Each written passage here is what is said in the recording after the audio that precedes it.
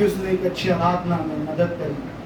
और धन्यवाद देता हूँ आप सबका भी कि आपने बड़े ही आत्मा में भर के परमेश्वर की आराधना करी। विश्वास मानिए आप और हमारे जैसे मसीह भाई हैं जिनकी वजह से मसीहत जिंदा है, आप और हम मसीह भाई हैं जिनकी वजह से मसीह लोग या मसीहत बढ़ रही है। बट ऐसे बहुत सारे चर्च हैं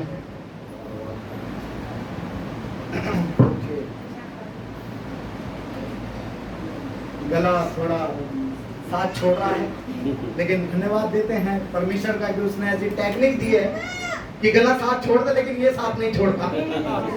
इसलिए बड़े बड़े कॉन्ग्रीगेशंस में पादरियों के गले बैठ जाते हैं फिर भी दूर तक आवाज जाती है। हालेलुया। टेक्निक्स जो टेक्नोलॉजी है उसका भी हमें परमेश्वर का धन्यवाद देना चाहिए।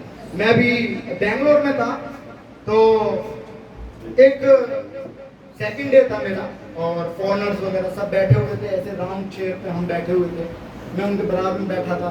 तो वो मीटिंग स्टार्ट होने से पहले उन्होंने एक बात रखी कि हम सब मिलके परमेश्वर के लिए किन किन चीजों का आप धन्यवाद देना चाहते हैं। परमेश्वर का धन्यवाद दें। कुछ ने धन्यवाद दिया कि भैया मैं जीवित हूँ, कुछ ने धन्यवाद दिया कि भैया मेरे घर में सब ठीक है, कुछ ने धन्यवाद दिया कि परमेश्वर ने ऐसी अच्छी अपॉर्चुनिटी दी कि परमेश्वर के राज्य की बढ़ोतरी के लिए हम बहुत सारी चीजें सीख पा रहे हैं। किसी ने धन्यवाद दिया कि मैं धन्यवाद देता हूँ कि आज बड़े बड़े पासवान लोगों के साथ बैठने में परमेश्वर ने अगुवाई करी, मदद करी। सबने अपने अपने विषयों में धन्यवाद दिया। किसी ने बहुत खूबसूरत वाइफ का धन्यवाद दिया, किसी ने बहुत हैंडसम पति का धन्यवाद दिया, किसी ने अच्छे बच्चों का धन्यवाद दिया, किसी ने अच्छे पादरी का, पासवान का। तो सबने अलग अलग विषयों में धन्यवाद दिया। तो मैंने भी दिया, मेरा नंबर आया तो मैंने धन्यवाद दिया। मैं परमेश्वर का धन्यवाद देता हूँ सभी टेक्नोलॉजी के लिए। हालेलुया। इन सभी टेक्नोलॉजी के लिए जिनके जरिए हम परमेश्वर के आराधना में, परमेश्वर के राज्य की बढ़ोतरी के लिए हम और तेजी से बढ़ पा रहे हैं। हम कई बार परिवार से दूर रहते हैं, मेरा सफर रहता है, कई बार मैं फैमिली से 25-25 दिन दूर रहता हूँ, कई बार पता नहीं होता, कई बार बेंगलोर से मुझे सीधा झारखंड जाना पड़ता है और काफी ट्रैवलिंग हमें करनी पड़ती है, मीटिंग्स के बाद मीटिंग्स। कई बार हमें 25-25 एक महीना हम परिवार से दूर रहते हैं, तो वाइफ की याद आती है, बच्चों की याद आती है। छोटे छोटे परमेश्वर के अनुग्रह से छोटे बच्चे हैं, परमेश्वर ने अभी ब्लेस किया है। तो मैं जब जा रहा था ट्रेन में तो फादर्स डे था, आपको पता होगा इस संडे को फादर्स डे हमारा सब सेलिब्रेट कर रहे थे। तो मेरी वाइफ ने मुझे व्हाट्सएप में मेरी 4 महीने की बेटी है उसका फोटो खींचकर सेंड करा, हैप्पी फादर्स डे डैडी। और बहुत इमोशनल हुआ मैं मतलब मैं बहुत अच्छी तरह से उसको फादर्स डे को मनाता हूँ। परमेश्वर का भी धन्यवाद देता हूँ, परमेश्वर के लिए भी चर्च में कुछ करते हैं और अपने जो हमारे फादर हैं, जो मेरे पिताजी हैं, मैं उनको भी कुछ ना कुछ देता हूँ। लेकिन एक समय था जहाँ पर मुझे सेवकाई के लिए बाहर जाना पड़ रहा है और फादर्स डे हमारा ट्रेन में मन रहा है। सो वो जो फोटो आई तो बहुत इमोशनल हुआ मैं, मतलब फर्स्ट टाइम किसी ने मुझे फादर्स डे बोला तो बहुत मतलब अगर वो शायद मेरी बेटी मेरे पास होती तो मैं शायद मैं उसे गले भर ले, उसकी कोलियाँ भर लेता, उसे गले लगा लेता। तो लेकिन ऐसा ट्रेन में तो पॉसिबल नहीं है। तो मैंने धन्यवाद दिया कि परमेश्वर आपका धन्यवाद इस टेक्नोलॉजी के लिए कि हम अपनी बेटी को देख पा रहे हैं। कई बार हम एक महीने दूर रहते हैं लेकिन वीडियो कॉल पर हम सबको देख पाते हैं, मम्मी को, पापा को, बहन को, हैं अपने बच्चों को, अपनी वाइफ को, सब ठीक है। सो धन्यवाद देते हैं हम परमेश्वर का इन टेक्नोलॉजी के लिए भी जो हमारे जीवन को आसान करते हैं, हमारे लाइफ में आगे बढ़ने में मदद करते हैं। हालेलुया। टेक्नोलॉजी खराब नहीं है, कुछ भी चीज़ खराब नहीं है, लेकिन लोग उसे गलत मिसयूज करते हैं, है ना। कुछ भी चीज़ गलत के लिए नहीं बनाया था, परमेश्वर ने सब चीज़ भलाई के लिए उत्पन्न करी है। लेकिन ये जो शैतान ने जो हमारे जीवन में पाप डाल रखा है वो हमें क्या करता है, विवश करता है, हमें क्या करता है, गलत करने के पर मजबूर करता है कि हम उस चीज का गलत यूज करें। हालेलुया। परमेश्वर का धन्यवाद देते हैं कि परमेश्वर लोगों को बढ़ा रहा है। हम गाँव जाते हैं, देख पा रहे हैं कैसे मसीहत बढ़ रही है, कैसे कैसे लोग सेवकाई में आगे बढ़ रहे हैं। और मैं परमेश्वर का धन्यवाद देता हूँ कि परमेश्वर के जरिए यहाँ पर भी अद्भुत तरीके से परमेश्वर का कार्य हो रहा है। लगभग 2 साल पूरे होने जा रहे हैं कि हम पास्टर जी को जानते हैं, एक दूसरे से हमारी भेंट होती रहती है, लेकिन कभी इतना मुलाकात होने का अवसर नहीं मिला। लेकिन कुछ हमारी लास्ट मीटिंग में पवित्र आत्मा अपने समय पर कार्य करता है ना, और हमारी बहुत मुलाकात हुई और उन्होंने काफ़ी टाइम बताया।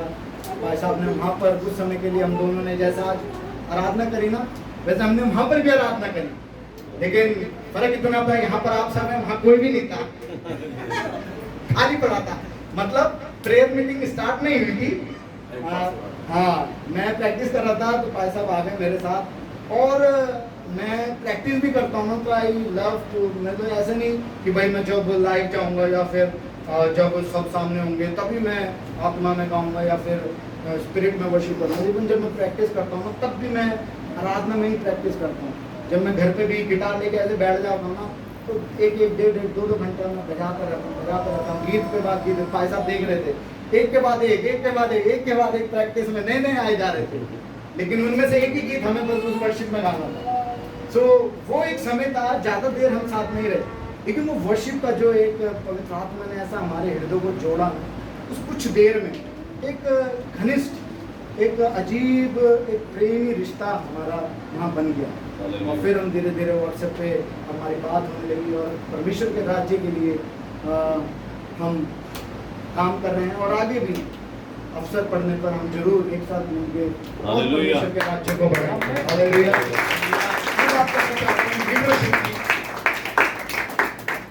यदि हम रोमियो के पत्र उसका 13 अध्याय भी पढ़ें तो यहाँ पर वो कुछ अधीनता के बारे में बात करता है। बोलता है कि हमें अधीन रहना चाहिए। कोई पढ़ दीजिएगा रोमियो के पत्र उसका 13 अध्याय।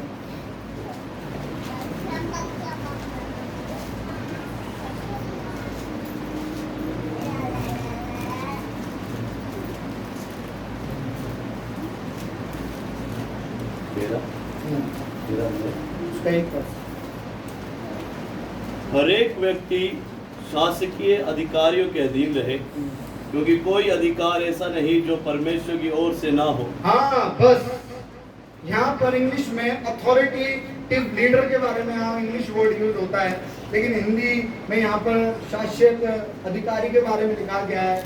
लेकिन मैं आपको इतना बताना चाह रहा हूँ कि जो हमारे ऊपर नियुक्त करे जाते हैं, जो एक लीडर के रूप में, एक पासवान के रूप में नियुक्त करे जाते हैं, वहां पर बाइबल उसके नीचे क्या बोलता है कि अपने लीडर के अधीन रहो, क्योंकि वो जो लीडर है वो भी परमेश्वर के द्वारा क्या किया गया है, ठहराया हुआ है, नियुक्त किया गया है।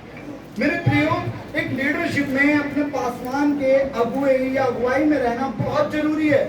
परमेश्वर आपको बढ़ाएगा। मैं अभी भी जो हमारे पास्टर जी हैं, मैं उनके अधीन हूँ।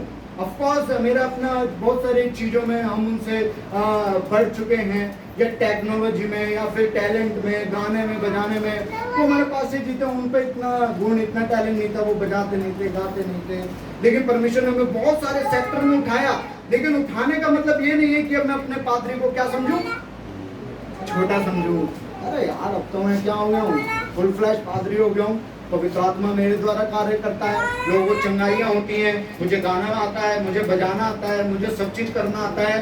तो ये नहीं है कि मैं अब अपनी पादरी के अधीन ना रहूं, क्योंकि यहाँ पर परमेश्वर वचन क्या बता रहा है कि अधीन रहना बहुत जरूरी है, क्योंकि जिसके हम अधीन हो रहे हैं, जो हमारे ऊपर है, जो परमेश्वर के द्वारा ठहराया गया है, वो परमेश्वर की अगुवाई में है, और परमेश्वर उसको हमारे जीवन में आशीष देने के लिए ठहराया है।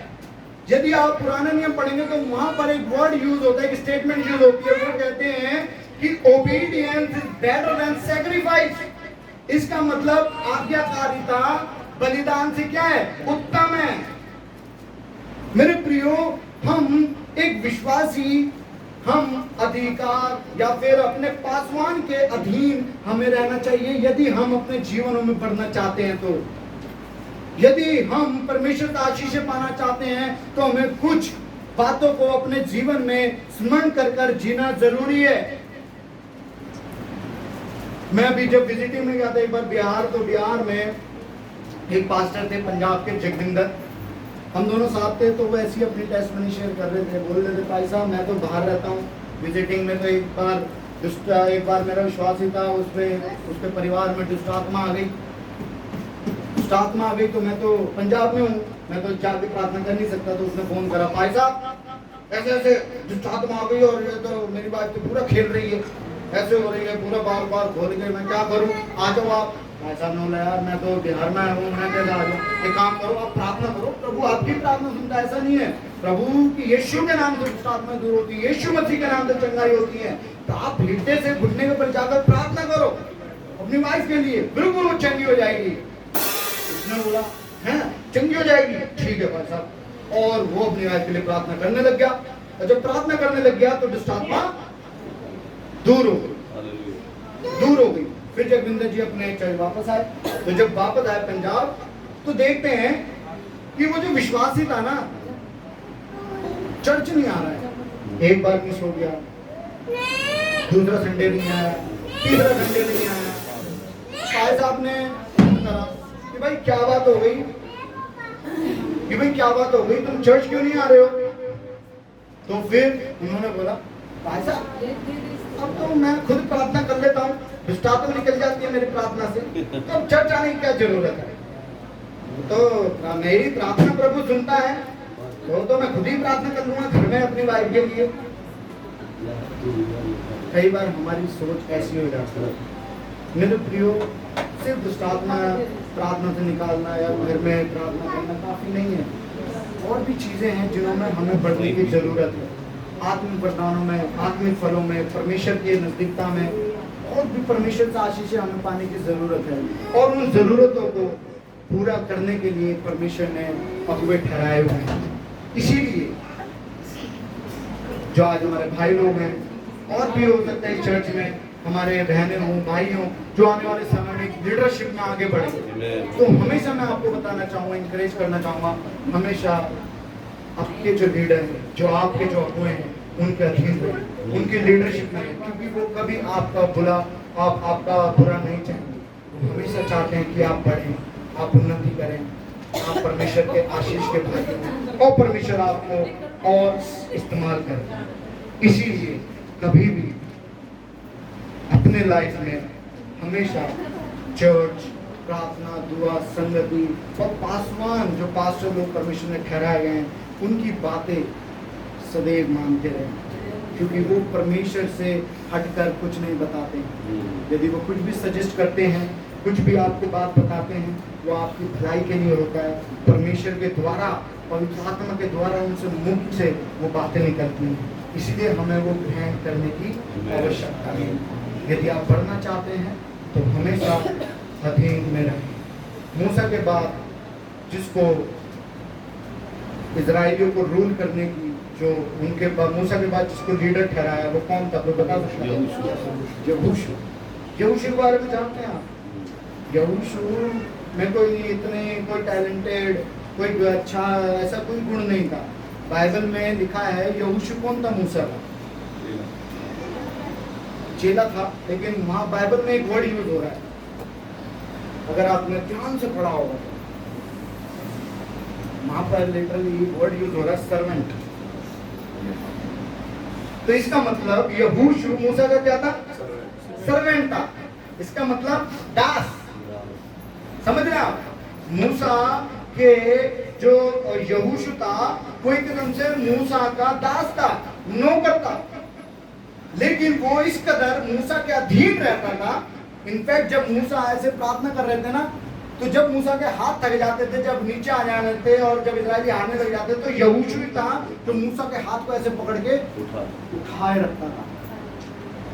सो जो प्रभु यीशु मसीह ने, परमेश्वर ने जब यहोशू को आगे लीडरशिप सौंपी, उसके पीछे बस एक ही रीजन था कि वो अपने लीडर के, मूसा के क्या था? अधीन, आज्ञाकारिता में। मेरे प्रियो, if you want to be a blessed person, अगर आप एक आशीषित इंसान होना चाहते हैं, तो अपने लीडर के अधीन रहने से अधीन रहेंगे।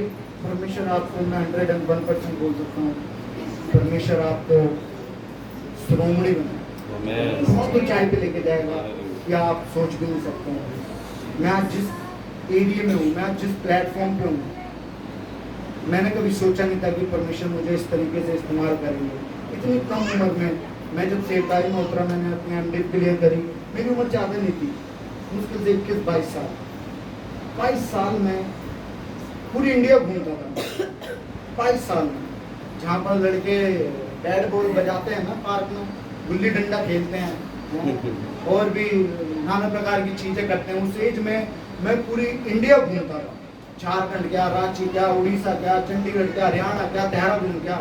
इतनी छोटी सी उम्र में मैंने कभी सोचा नहीं था कि यार, जब मैं स्कूल में था मैंने कभी सोचा नहीं था कि परमेश्वर मुझे ऐसे बढ़ाएगा।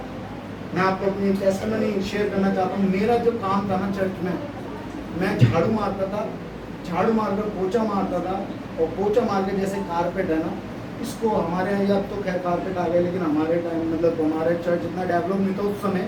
अब तो परमेश्वर की दादा हमारे यहाँ भी कारपेट वगैरह हैं। उस समय चटाइयाँ थी, चटाइयाँ होती थी या फिर दरिया होती थी जो हम कपड़े दे के वो बनाते हैं ना, कपड़े दोगे तो आपको दरिया बना के देंगे वो, तो वो हम पुराने दुराने कपड़े देते थे और वो दरिया बना के देते थे, दरिया बिछाते थे और चटाइयाँ बिछाते। तो मेरा काम था सबसे पहले चर्च पहुंचना, इसलिए पैसा बोल लेना, अरे पहले आ गए। तो ये मेरी बचपन से हैबिट है। हालेलुया। मैं चर्च में अभी भी अपने चर्च में रहता हूँ, सबसे पहले पहुंच जाता हूँ।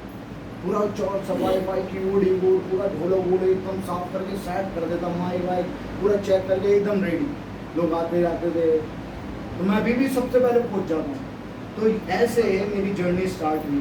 मैंने कभी सोचा नहीं था कि मैं आज चटाई बिछा रहा हूँ, परमेश्वर मुझे उस चटाई के बदले इतनी बड़ी आशीष देगा, इतने बड़े बड़े दास लोगों के साथ बैठने का अवसर देगा। मैं आज एक दास के चरणों पर बैठ रहा हूँ। आज परमेश्वर मुझे बड़े बड़े दासों के साथ बैठने में मदद कर रहा है, अगुवाई कर। मेरे प्रियो, कोई भी काम परमेश्वर के लिए छोटा बड़ा नहीं है। यदि आप बोतल भी उठाकर, ये नहीं, कई बार मैं देखता हूँ लोग कई बार, अरे हमें ये वाला काम दे दिया पादी साहब ने, उसको वो वाला काम दे दिया, हमें तो पानी भरने वाली काम दे दिया, उसको माइक दे दिया। समझ रहे आप? ऐसा नहीं, सब काम परमेश्वर की नज़र में बड़ा है। ऐसा नहीं कि मेरे हाथ में माइक है तो मैं बड़ा हूँ, आप वहाँ बैठे हैं तो छोटे नहीं। परमेश्वर की नज़र में हम सब बराबर है, लेकिन सबको अलग अलग कार्य है। मेरा जो कार्य है वो मैं कर रहा हूँ, आपका जो कार्य है वो आपको करना है। मेरे प्रियो, बस जो कार्य आपको दिया गया उसे फेथफुली, ईमानदारी के साथ करें। परमेश्वर आपको बहुत बहुत बहुत आशीष देगा। सबको जय मसीह।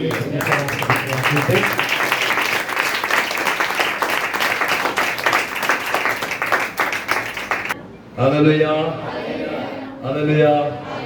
जब आए थे बड़ा तेज बोल रहे थे हालेलुया, अभी बैटरी डाउन। ए चर्च, अब यहाँ पर मेरे लिए नहीं रुके हुए, यहाँ पर आप प्रभु के लिए। हालेलुया। बार बार मुझे बाहर से एक वेव आ रही है कि बाहर आवाज नहीं आ रही, क्या करूंगा? बाहर आवाज नहीं आ रही, अभी आ रही है।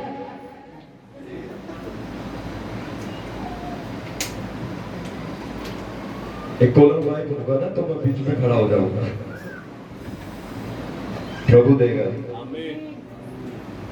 प्रिंस चाहता है बस, और कोई नहीं चाहता। मैंने कहा प्रभु एक कॉलर माइक देगा।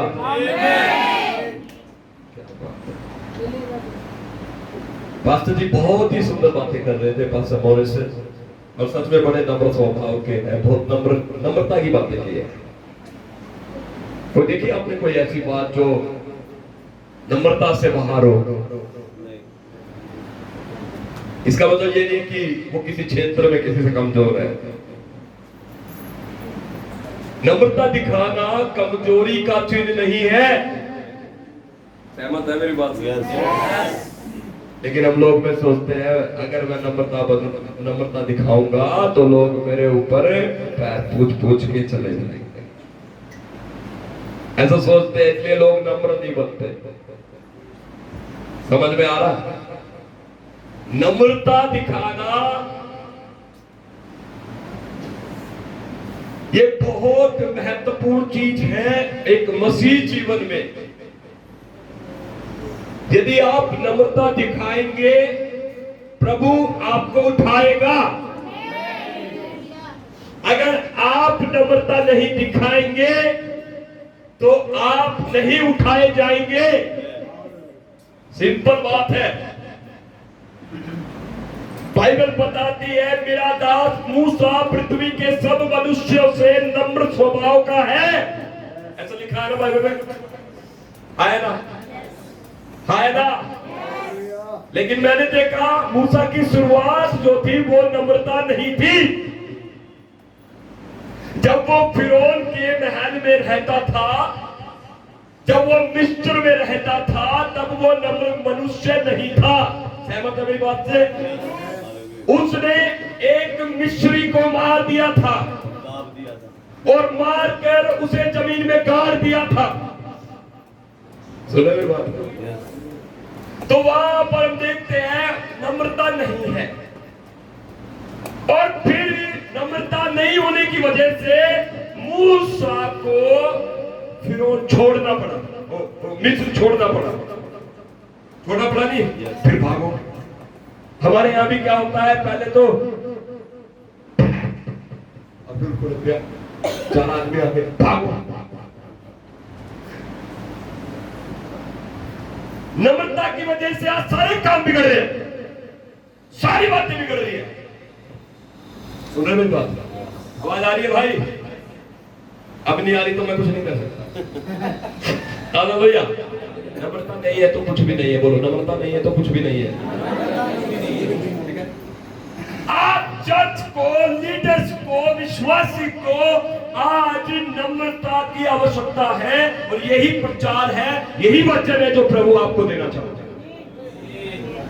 क्योंकि जितने आप अपने आप को दीन नम्र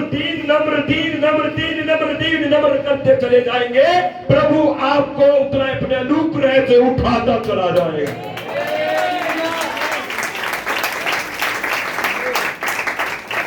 आज आपको एक मजे की बात बताता हूं, बहुत गहरी बात। जितने भी लोगों के पास आज बड़ी गवाही है, उनकी जिंदगी को अगर आप जांच कर देखेंगे तो वो बहुत नम्रता से आई है, बहुत देवता से। और जितने टैलेंटेड लोग पीछे हुए हैं, उनसे पूछ कर देखना कारण क्या है।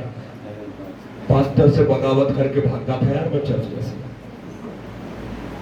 एक दिन पास्टर जी ने मेरे से बोल दिया था और मैंने उससे गुस्सा कर दिया और बगावत करके, बोलो बोलो, डर क्यों लग रहा? बोलो, ये आपके लिए नहीं है, ये नॉर्मल बातें कर रहा हूं मैं। बहुत सारे लोगों का पूछा हुआ हिसाब है मेरे पास। मैंने इसलिए चर्च के अंदर जाना छोड़ दिया क्योंकि पास्टर ने एक दिन मुझे जोर से डांट दिया था। एक दिन मुझे एक ऐसा काम बता दिया, छोटा काम था। ओ, चर्च का काम भी छोटा होता है क्या? कोई है मेरे से? चर्च में कोई काम छोटा होता है? आपके घर के काम बड़े होते हैं और चर्च के काम छोटे। बताओ ना, सहमत हो तो बोलो नहीं, नहीं हो तो बोलो नहीं। बस है तो है, नहीं है तो नहीं है। चर्च के काम बड़े होते हैं, चर्च के बड़े, चर्च के छोटे काम होते हैं, घर के बड़े होते हैं। चर्च के बड़े ऊंचे वाले बोलो, सच। चर्च के बड़े, सच जो है वो बोलो, सच है। जब मूसा नम्रता में नहीं चला तो उसको मिस्र छोड़ना पड़ा, आया ना, छोड़ दिया और डर के मारे भाग गया। डर के मारे और जाकर मिघान में, जंगल में कितने दिन रहा? हाँ जी, कितने दिन घूमता रहा? पैलेस की जिंदगी थी, अच्छी बढ़िया जिंदगी थी, भाग गया छोड़ छाड़ के। क्या पता प्रभु वहीं से ही कुछ शुरुआत कर देता। प्रभु कुछ भी कर सकता है, आया ना। जरूरी थोड़ा था उसको भागना क्यों पड़ा? क्योंकि वो नम्र नहीं था।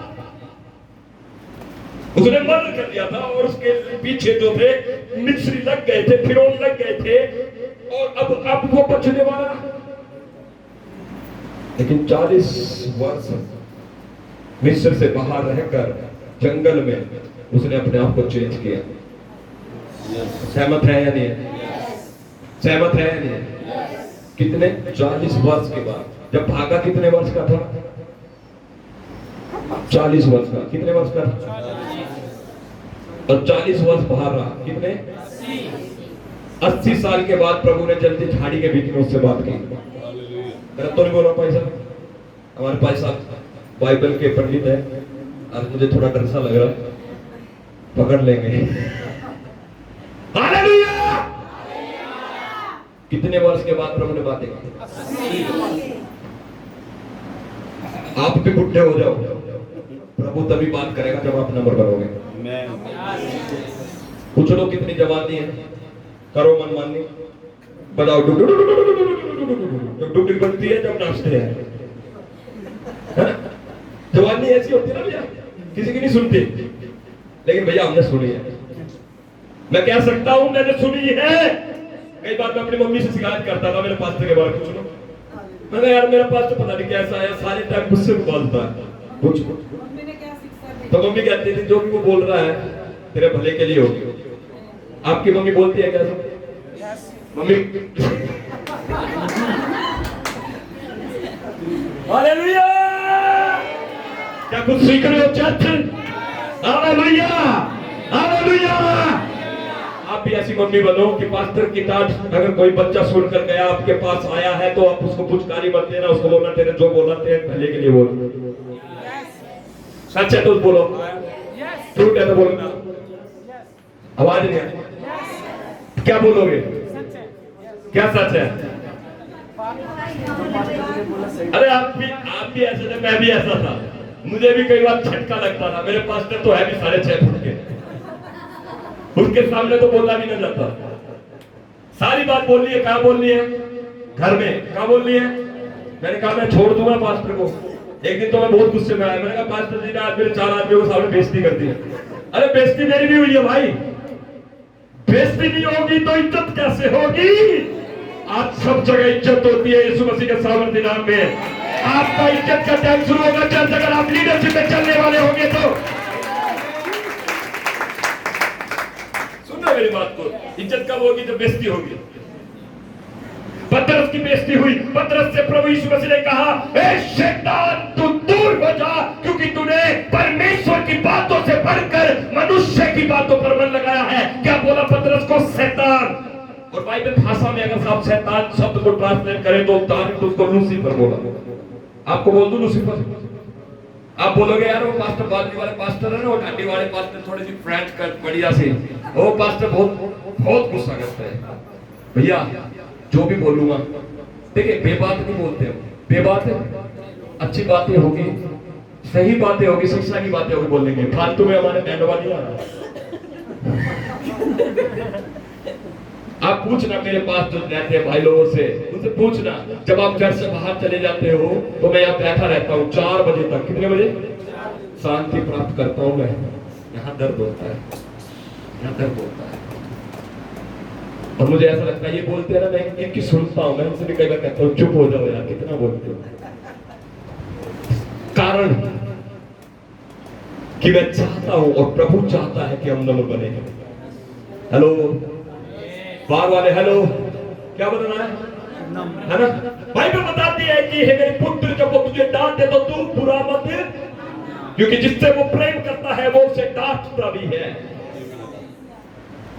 और सिखाने वाले की डांट जीवन का मार्ग होती है, जीवन का मार्ग, जीवन का मार्ग। हालेलुया। आज मैं अपने पास्टर से है ना बहुत प्यार करता हूँ, उस समय बहुत नफरत करता था। वहां आया आप बेइज्जती करती। एक दिन हम लुधियाना क्रूसेड में पादी था और मेरे पास्टर जी मेरे साथ, और उसकी बाइबल लाना, देखो भूल गए वो गुस्सा मेरे पे, उनकी बाइबल लाना मैं भूल गया।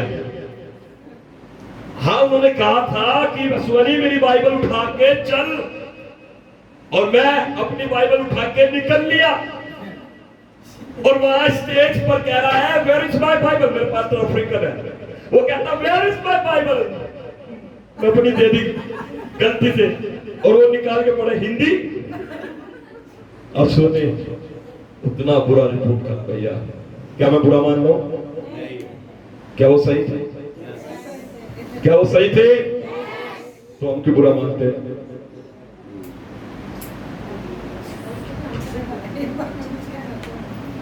पढ़ना है, कितने लोगों को पढ़ना है, आगे बढ़ना है, आगे बढ़ना है। मैं इस चर्च में हमेशा एक चीज देखता हूँ, ये चर्च ये इवेंजलिस्ट लोगों से भरा हुआ है। ये सुसमाचार प्रचारकों से भरा हुआ है और आने वाले दिनों में आप गठरी भर कर लोगों को प्रभु के राज्य में लाएंगे ईश्वर जी के नाम में। इसलिए मैं थोड़ा ज्यादा सोचता हूं आपके बारे में कि आप नाश ना हो, आप गलत शिक्षाओं में ना चले जाए। गलत चीजें, लुभाने वाली चीजें इस दुनिया में बहुत सारी आ रही है। चर्च सुनिए मेरी बात को, आपको सब चीजें लगेगी ये उद्धार की चीजें हैं, ये सुंदर बातें हैं, लेकिन मैं बता देना चाहता हूं उन शिक्षाओं की वजह से आप कलीसिया से बाहर चले जाएंगे और आप अधीनता से बाहर चले जाएंगे, नम्रता से बाहर चले जाएंगे और आपको भी मूसा के समान हो सकता है 40 वर्ष जंगल में घूमना पड़े, दुख उठाना पड़े, लेकिन मैं चाहता हूं आप वो ना करें। हालेलुया। हमारा परमेश्वर गड़बड़ी का परमेश्वर नहीं है, वो परमेश्वर अपने वचन के मानने वाले लोगों से प्रसन्न होता है और उन्हें बड़ा प्रतिफल देता है। एक बार मूसा के बारे में थोड़ा याद आ गया। मूसा की बहन मरियम ने बगावत कर दी। हाँ जी, मूसा की बहन का नाम मरियम था और मरियम ने और उसके जीजा ने, मतलब मूसा के जीजा ने, पति और पत्नी ने क्या कर दी, मूसा के खिलाफ में बोल दिया और मूसा के बारे में बुड़बुड़ाना शुरू कर दिया। और सुनिए मेरी बात को, मरियम ने ये कहा क्या सिर्फ परमेश्वर मूसा का परमेश्वर है? क्या सिर्फ परमेश्वर मूसा ही के द्वारा मुझसे हमसे बातें करता है? हम भी ये कर सकते हैं, हम भी ये कर सकते हैं, हम भी ये कर सकते हैं। मूसा बाहर था, मूसा को ये बात पता नहीं थी। मूसा जब छावनी में वापस आया तो अपनी बहन मरियम के बारे में उसने सुना कि मरियम तंबू में लेटी हुई है और उसको कोढ़ हो गया। कोई समझ रहा मेरी बात को? मूसा को पता हुआ कि उसकी बहन जो है कोढ़िन हो गई है, उसके माथे पर फूट गया कोढ़, यहाँ पर फूट गया। कहां पर फूट गया? कहां पर फूट गया? और मूसा को उसके चेलों में दासों ने बताया मरियम टेंट में पड़ी है, उसको कोढ़ हो गया है। और जब मूसा ने देखा कि मेरी बहन को कोढ़ हो गया है, परमेश्वर के पास गया और परमेश्वर से प्रार्थना की और परमेश्वर से कहा कि प्रभु ये क्यों हुआ? प्रभु ने बताया भैया वो तेरे बारे में बोल रही थी। मूसा को नहीं पता था, लेकिन परमेश्वर ने मूसा ने जब परमेश्वर से प्रार्थना की तो उसको परमेश्वर ने बताया कि वो तेरे बारे में क्या है, और इसलिए मैं उसकी बात से अप्रसन्न हो गया, उसकी बात से क्रोधित हो गया और वो कोड़ी हो गई। मेरा क्रोध है उसके ऊपर। बाइबल है, मैं नहीं हूं।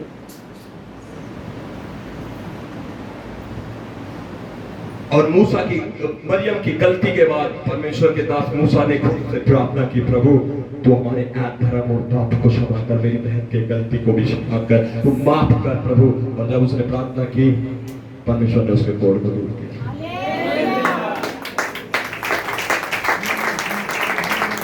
कई बार हम अपने जीवन में इन बातों को भूल जाते हैं कि प्रभु जो है वो सिस्टमैटिक है, वो सिस्टमैटिक है, वो लाइन से काम करता है, वो पाइपलाइन के द्वारा काम करता है। लेकिन हम कई बार सिस्टम को तोड़ कर चलते हैं, जो हमारे लिए उचित नहीं है, जो हमारे लिए अच्छा नहीं है। सुनने मेरी बात चर्च, हेलो, सुनने मेरी बात। उसके बाद की कहानी के बारे में मैं बता देना चाहता हूं, 2 मिनट खत्म करूंगा। भाई प्रभु भोज की टेबल तैयार कर लो। प्रभु भोज के लिए जो जवान आ जाओ थोड़े से जल्दी प्रभु भोज की टेबल तैयार करो, ठीक है? हम लोग कई बार आशीष प्राप्त करने के लिए, ज्ञान प्राप्त करने के लिए, बुद्धि प्राप्त करने के लिए चर्च से बाहर निकल जाते हैं। ऐसा हो रहा है नहीं हो रहा है? ऐसा हो रहा है नहीं हो रहा है? भेड़ का काम क्या होता है? चरना। वो चलती अपनी भेड़शाला को, अपने चरवाहे को, अपने झुंड को छोड़ दी। यूट्यूब, मैसेंजर, फेसबुक, भैया आपकी आशीष अगर वहां होती ना तो आप वहीं होते, यहां नहीं होते। सहमत है? सहमत है? अगर परमेश्वर ने आपको अपने राज्य में अगर यूट्यूब के ही द्वारा लेकर आना होता, आप जिस चर्च में जाते देखने के लिए पसंद करते हैं, आपको वहीं पर जाना होता तो परमेश्वर वहीं पैदा करता, आपको यहाँ नहीं। बोले परमेश्वर सिस्टमैटिक है, बोलो बोलो परमेश्वर मनुष्य नहीं है, मनुष्य नहीं, परमेश्वर बोले परमेश्वर, ऊंची आवाज में बोले परमेश्वर बोलो वचन के अनुसार काम करता है। हम खाते खाते चीजें लुभाने वाली चीजों की तरफ चले जाते हैं और जाकर हम कहते हैं पास्टर जी मेरे लिए भी प्रार्थना कर दो, और मैं बता देना चाहता हूँ वहां पर पास्टर परमेश्वर की प्रार्थना करेगा और परमेश्वर की तरफ देखेगा और कहेगा परमेश्वर ये भाई बहुत दूर से दिल्ली से चलकर आया है, तू इसे आशीष दे। परमेश्वर कहेगा तेरे भी है पड़ा लगेगा। परमेश्वर क्या कहेगा, तू प्रार्थना मांग रहा है, तुझे भी क्या लगेगा, क्यों लगेगा पता है, क्योंकि जहां ये आया उसको वापस भेज दो।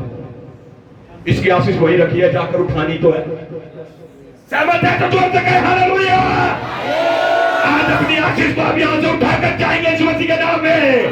बाइबल बताती भजन 123 में वो मेरे शत्रु के सामने मेरे लिए मेज बिछाता है।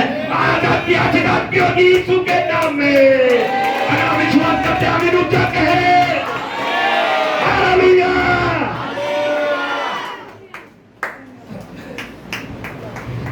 आपके बंधन खुल रहे चर्च यीशु मसीह के सामर्थ्य नाम में, क्योंकि वचन कहता है जब पौलुस और सिलास बंदी गृह में बंद थे, वो परमेश्वर की स्तुति का वचन खा रहे थे और कैदी उनकी सुन रहे थे। वहां पर एक भूकंप आया और वहां के द्वार खुल गए, बंधन खुल गए और वो लोग आजाद हो गए चर्च यीशु मसीह के नाम में। आज की रात आपको आजाद करे यीशु मसीह के सामर्थ्य नाम में। Hallelujah church, hallelujah. जितने लोग आए हैं वो खाली नहीं वापस जाने वाले यीशु मसीह के सामर्थ्य नाम में। आप अपनी आशीष को वापस लेकर जाएंगे। आपके जीवन से जो खो हो गया है, चोरी हो गया है, उसको आज रिस्टोर करने का दिन है। अगर विश्वास करते आमीन कहे हालेलुया। दोनों हाथ उठाकर बोले हालेलुया।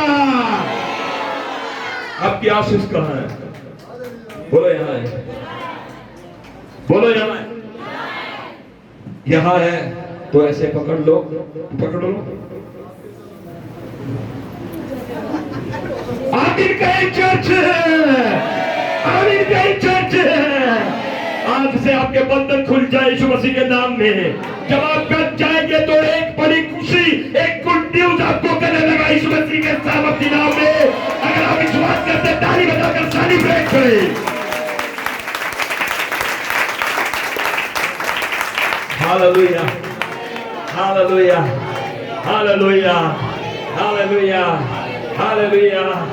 आपके कर्जे के श्राप आज आप तोड़ चुके हैं। आप आशीष उठा लो।